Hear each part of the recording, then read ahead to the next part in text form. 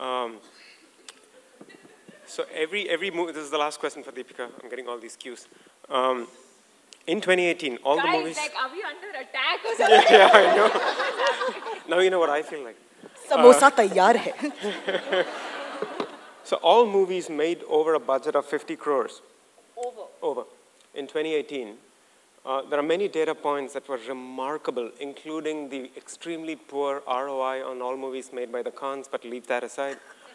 I had to slip it in there. The top 5 movies, purely in terms of return on investments, of the top 5, 4 have been women-centric themes. That's saying something. And do you think this trend will continue, being in the industry? And I think it's pretty awesome that someone ran this analysis. So, just to give you numbers, so the return on investments on real estate in India was about 7%. The Khans returned 9%. Women-centric movies, the top 4 out of the 10, or the 5, sorry, returned well north of 25%.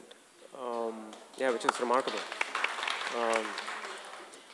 Be happy to share this link with you guys, but what do you think of this?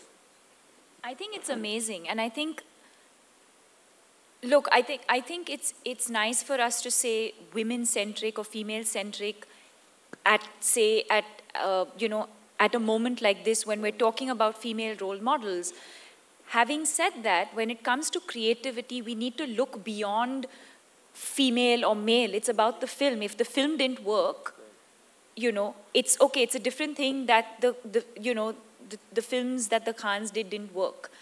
But say there was a film like Andhadhun that was led by Ayushmann. So I think that it really boils down to the script itself.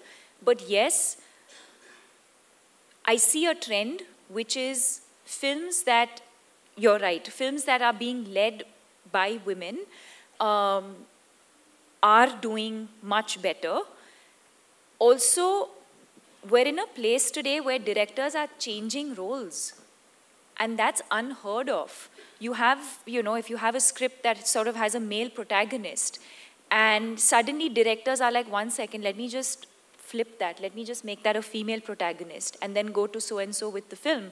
So you hear of a film that was offered to a male actor like 2-3 years ago, and it's coming back to you now with a female protagonist, is a huge achievement,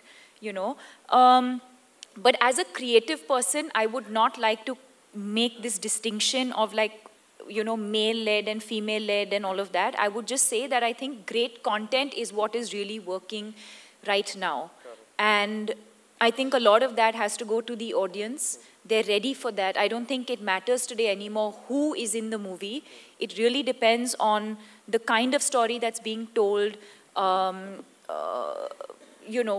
how well the director's telling that story, so there's a lot of these factors also, I think, that are playing a very, very important role in, in the success of these films. Sure. It's not, I don't think you can blindly say, okay, so-and-so's in the film, so let's go and watch it. I think 2018 was a clear sort of, watershed year. On that, so you have to sort of, right from the promo, the posters, all of that, I think that the audience has that pulse. I think they know instantly from the minute that first trailer goes out, they know at that very moment whether they want to watch that film or not. Of course, there are films that may not be sort of trending right from the start, but then they release on that weekend and there's that word of mouth that sort of, helps elevate the film. But yes, I think gone are the days when you just had like a big star on a film poster and that film worked. Makes sense. Yeah. Thank you.